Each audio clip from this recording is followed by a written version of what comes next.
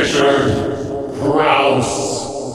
Gentlemen Broncos is a coming-of-age sci-fi comedy about plagiarism. It's also the latest film from Napoleon Dynamite director Gerard Hess. That means it's even more idiosyncratic than the description that I just gave a second ago. Written by Jared and his wife Jerusha Hess, Gentlemen Broncos tells the story of aspiring fantasy writer and homeschooled teenage outcast Benjamin Purvis, played by Michael Angarano. He writes strange sci-fi stories that lead people to ask if he was, quote, having some kind of weird surgery that inspired his work. After attending Cletus Fest, a fantasy convention where he'd hoped to pick up writing tips from his hero, writer Dr. Ronald Chevalier, played by Flight of the Conchords' Jermaine Clement, his creative life becomes complicated when his novel, Yeast Lords, is turned into an extremely low-budget film and then plagiarized by Chevalier.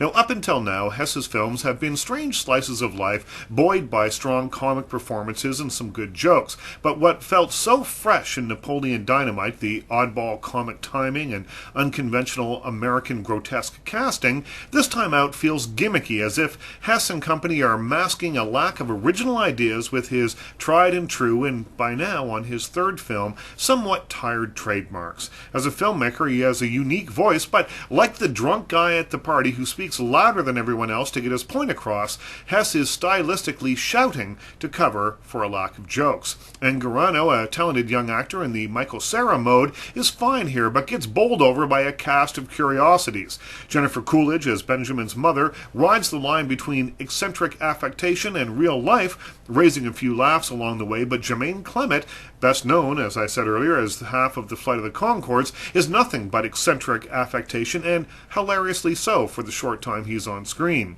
His take on the uber-pretentious novelist, who sounds like Logan's Run-era Michael York and signs off his speeches with the coda, May the glistening dome of the Borg Queen shine her light on us all, is over the top and silly, but really brings the funny. In a tutorial to a class of aspiring writers, he speaks of the power of the suffix when creating names for fantasy stories.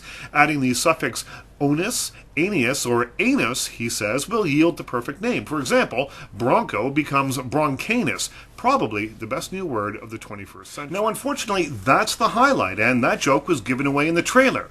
Gentlemen Broncos left me wanting more and less of Hess, more of the freshness he displayed in his earlier work, and less of his cliched trademarks. Crouse.